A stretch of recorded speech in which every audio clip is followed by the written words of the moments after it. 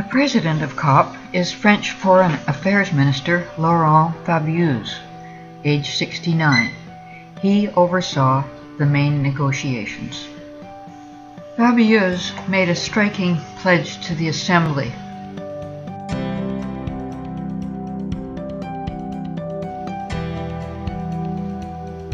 During the final days, he worked with negotiators from midnight until 6 a.m. each morning to overcome obstacles to a deal. Whenever I saw him, he was extremely polite and listened well to everyone, no matter how frustrated they may have been. He never made anybody wrong. That meant that there was incredible inclusion during this process. For decades, there have been enduring stumbling blocks between wealthy northern nations and poorer southern nations. These include opposite lifestyles and widely disparate historic CO2 emissions. That's an aspect of differentiation.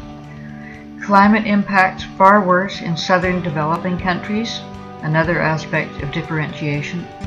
Warming targets disagreement, 2 degrees centigrade in the north, 1.5 degrees centigrade in the south. This is known as ambition. And financing of loss and damage impacts on southern nations. These are the funding issues.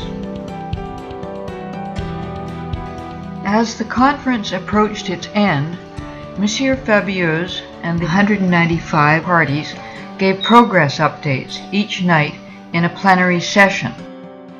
Present in the evening plenary were Monsieur Fabius and UN staff on the stage, environment ministers from the 195 countries at the front of the hall, mayors, business people, and reps from 1,350 NGOs roped off at the back of the hall and in 3 overflow rooms.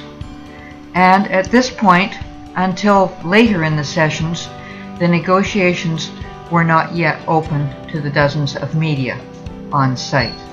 Tension was really high. Many nations spoke up each night to express concern about the draft.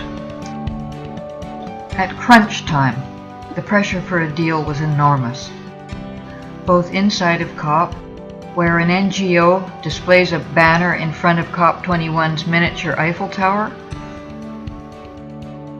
and from the world beyond.